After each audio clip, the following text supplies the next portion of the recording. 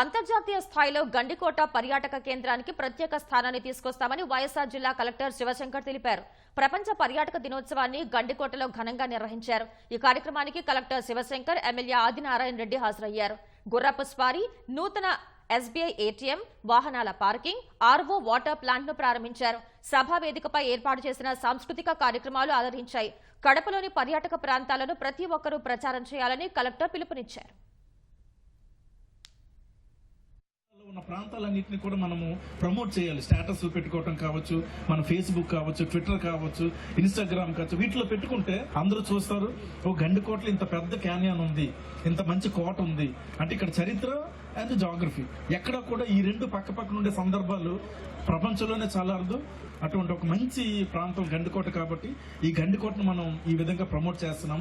అయితే గండికోటతో సరిపోతుందంటే కాదు, temple tourism అన్నది చాలా ఉంది. దీనితో పాటు యువతకి ఆధునిక అవసరాలకు తగినట్టుగా ఇటువంటి యాక్టివిటీస్ కూడా పెట్టుకుంటూ అడ్వెంచర్ టూరిజం కూడా ప్రమోట్ చేస్తే ఇంకా మనకు వేరే రాష్ట్రాల నుంచి వచ్చి మన రాష్ట్రానికి మరింత ఆదాయం పెరుగుతుందన్న ఆలోచనతో మనం ఈ కార్యక్రమం చేస్తున్నాం.